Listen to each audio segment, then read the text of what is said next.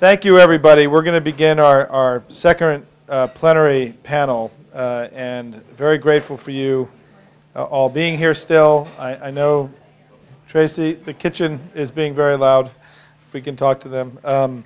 We've got a wonderful panel here, and I'm excited to be able to bring this to you. We've had a good day. I think the weather, it definitely had a little bit of impact on the number of you that are here today, but it's been a very excellent program, and as I said earlier, this will all be available on our site for any of you who would like to revisit any of this in the next few weeks, or for your friends who would. And I do want to just acknowledge Dick Bell, because he mentioned something I literally just forgotten about, is that in 1993, the DNC was the first political party in the United States, and maybe in the world, I don't know who went online. It was on CompuServe.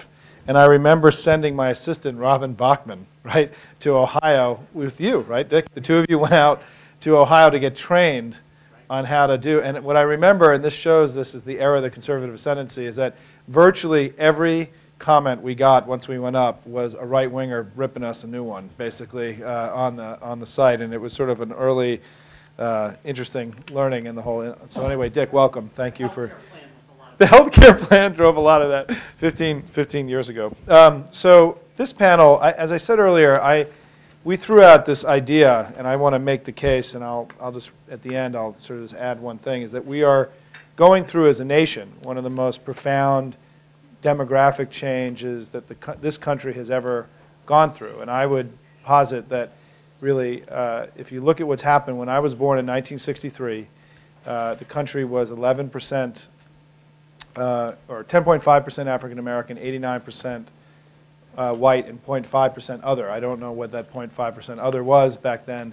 But today, according to the census, we're 66% white, 33% quote-unquote minority, and we will be a majority-minority country within my lifetime. And the Democratic Party will be majority-minority within only a few years. And in both Texas and I think California, and Andres, what it was in California is like 49%, right? The Democratic primary electorate in Texas was already majority-minority in this primary.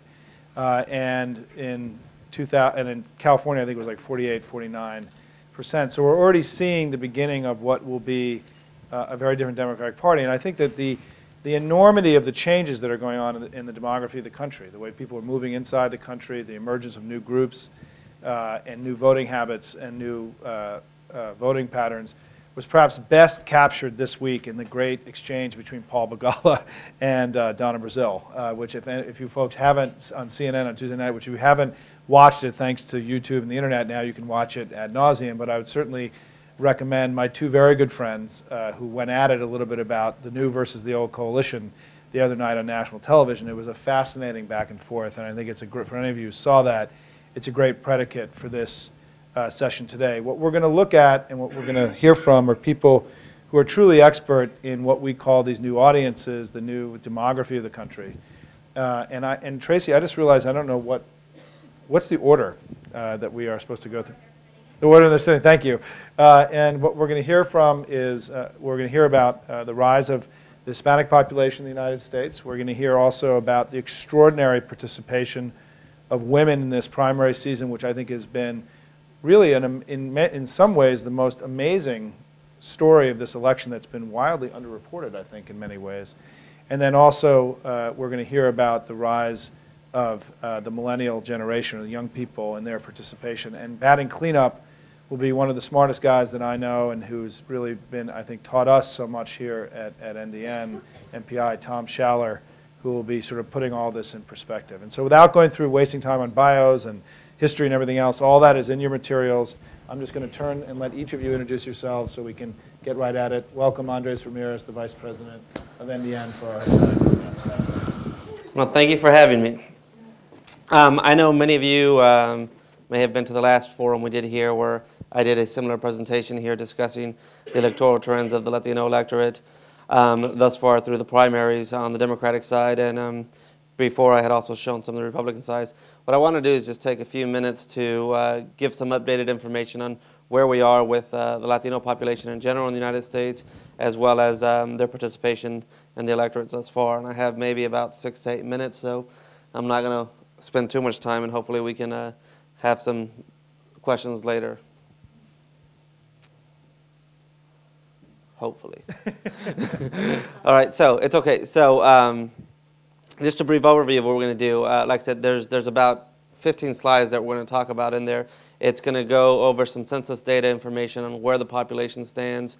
One of the narratives that NDN has been arguing about is that the Hispanic community and population in general is becoming much more Spanish-speaking, both as a share of the population and as a share of the electorate. And therefore, how we campaign and how we target that market is going to change. I don't think this is it, right? All right, it's all right. Give me 1 second.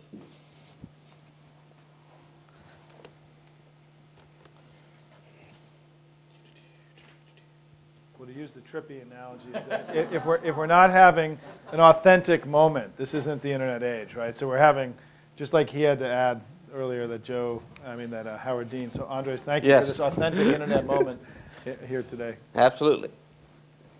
Okay, so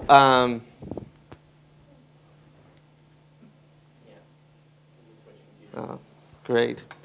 All right, so first slide. Just real briefly, Hispanics are now the largest population in the United States, comprising more than 15% of the population. The census reports that today there are 11.7 million foreign-born Hispanic adults and 17.5 million U.S.-born adults, and that 12% of Americans speak Spanish at home, indicating that approximately 80% of all Hispanic households are Spanish-speaking. Again, 80%, which is a phenomenal number, and that's updated information from our previous report. In addition, it'll indicate to you that nearly 55% of all Hispanics in the U.S. are of Mexican descent. Also a big shift from previous estimates that had them at about 66% or 2/3% of the population. What we're watching is an increase in the Puerto Rican population as well as South and Central American populations in the United States. So even within the Hispanic community, there's a transformation and changing within the demographics in the United States. As the next point goes into it, each state has a very different makeup of the countries of origin, immigrant, native-born, citizen, and non-citizen, and so you have to take each state as a unique case, and there is no silver bullet for how we're going to reach out to Hispanics and how you communicate them nationwide. Of the 29 million adults, approximately 10 million of them are registered to vote already, and according to 2006 exit polls, Hispanics were 8% of the national electorate. Next slide. So where we are right now, projections. The earliest estimates we have were census began to really track Hispanic populations about 1980. So where our projections headed to 2050, Hispanics are expected to become 29% of the population nationwide. Again, that's an update from where previous estimates were a few months ago, indicating Hispanics would make up 24% of the population in 2050. So just significant growth. Here are the major states we're looking at with significant amounts of Hispanic population. One more click, Trav. So it'll show you the four bottom southwestern states having the highest percentage, between 25 and 45. And beginning next month, we'll update and change Nevada. Nevada now reached 25% as well. We'll have reached 25% next month of total population. So Nevada would join the dark blue columns as well with that percentage. What we have here in this slide as well is just tracking how Hispanic voter participation in the presidential elections has actually occurred. Again, going back to 1980, where approximately 2.5 million Hispanics actually voted in the presidential election, to where we were in 2004, where an estimated 7.5 million voted in the presidential election, and we're estimating at a minimum 10.5 million in 2008 and beyond. The 2008 estimates, by the way, are just very, very conservative estimates we've seen, as we'll move into in a couple of slides. It's just an explosion of growth, both in registration and participation, that number could go up to 14 million as well. So where are we? Changing politics of Hispanics may tip the Electoral College. Democrats have historically won 248 electoral votes in the last 4 consecutive presidential elections. If you win Arizona, Colorado, New Mexico, Nevada in 2008, that gives Democrats 277 electoral votes. Winning Florida alone will give them 275. Together, they put Democrats at a comfortable 304, even without having to win Ohio. So what this means is that in 2008, if Republicans are denied these 4 swing southwestern states or Florida, they will have to win a state that they have not won since the 1980s. While possible, it's not something they can count on. Simply put, there is no reasonable GOP roadmap victory in 2008 that does not require them to win these 5 heavily Hispanic states. Now, again, I'll just emphasize, a lot of people are going to talk about McCain, and he's from Arizona. It's one of the states we look at. And although McCain is extremely popular in Arizona, that does not necessarily translate for the surrounding southwestern states. So we still think that they will be very much in play. So let's take a look how this works. Here's a general overview of where the states are, where the Democrats have won and where Republicans have won consistently. Here's how they break down. Click one more slide. Here's what the map would look like if Democrats take the 4 southwestern states, giving us at 277. And I will go on the record, despite all my other pundits here who disagree with me, that I do not rule out Arizona, and I do not think that it's impossible for Democrats to win Arizona in this presidential cycle. Yes, you can all call me crazy. I still believe it's possible.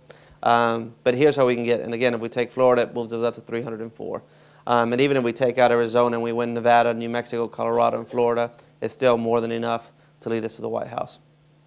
So Hispanic turnout has been increasing significantly. One of the things that, to me, as a former campaigner and field GOTV captain, is that we have never seen where there is an increase in turnout on an off year compared to a presidential year. You always have spikes in turnout in presidential years, drops in off years, increases again in presidential years, and drops again. What we saw here is that in 06, Hispanics actually voted at a higher percent than they did in a presidential year, which is not something you can attribute to any of the other demographic groups that we're seeing. So it's just a phenomenal number to indicate. In 2006 as well, Hispanics began to flee the GOP, where they were in 2004, where Bush had built a substantial increase among the electorate up to 40%. They dropped back down to 30%. We move to the next slide, we'll see that they're continuing to leave the GOP as well. So now, as of the more than 4.5 million, close to 5 million Hispanics who've already voted in a primary, mind you, in a primary election, we're seeing that Hispanics are choosing the Democratic candidate over a Republican candidate, if I go to the next slide, by more than 3 to 1, 78% to 22%. This support for the Democratic Party is levels we haven't seen since 1996 when Bob Dole was the candidate against Clinton. So this is an incredible shift of the Hispanic electorate towards the Democratic Party. Hispanics are not only just increasing in turnout. People often tell me, yeah, Andres, well, more women are voting, more millennials are voting, more African Americans are voting, more white men are voting. Aren't everybody just voting in general? Who cares that there's more Hispanics that are voting? And it's not just that they're voting, but they're turning out in record numbers in a record turnout year. And you can indicate that by their share of their electorate. So if you compare what they did in 04 versus 08, Hispanics made up 9% of the overall share of voters in 2004. This season in 2008, they make up 15%. Any mathematical law will tell you that the Hispanics are voting at a higher turnout than any other demographic group in order for them to increase their share by that much. And mind you, that's a 66% increase in participation from 04. You look at how they're voting, again, just a different slide that we're using. Hispanics are making up record turnouts. If you look at states like California and Texas, in California, Hispanics broke for the Democrats versus Republican 80 to 20, and where they made in 2004 16% of the electorate, they made up 29% of the electorate in 08, so almost doubling their participation. So you have states like Texas as well, also increased from 24 to 31%.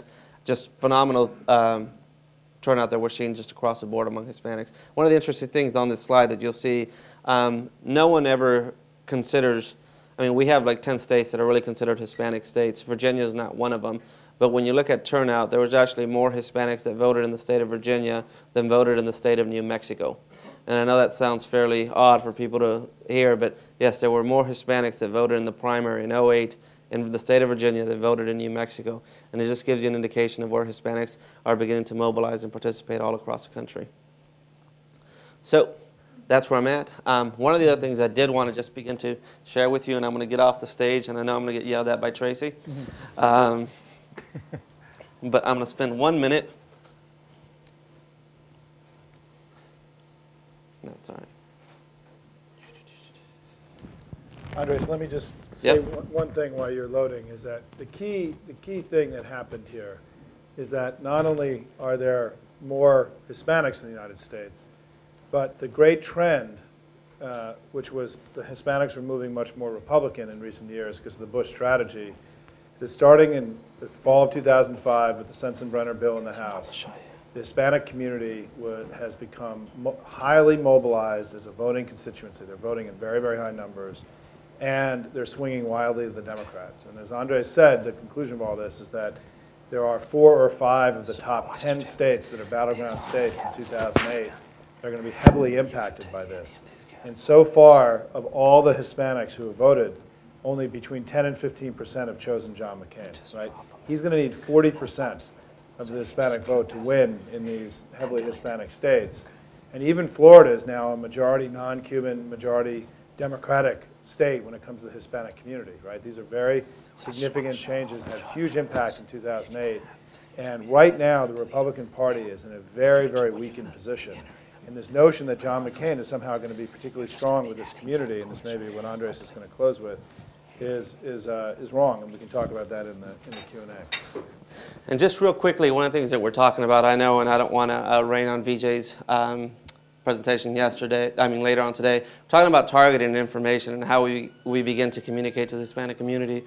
One of the things that we've been working on, and that NDN itself will be pushing out in a more comprehensive report later on this year, is just, again, we talked about the differences within the Hispanic community and how it's important to understand that the Hispanic community is just not one monolithic block that's consistent.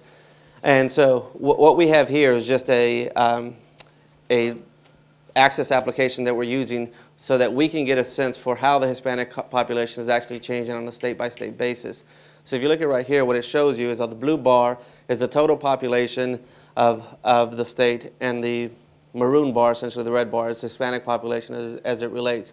But it's not just about Hispanics. If we were to drop in any, how many males, how many females, we can drop in those categories into the chart, and it begins to just break it down for us immediately. Or we can scroll down the field list and drop in how many Mexicans are there, or how many Cubans or Puerto Ricans.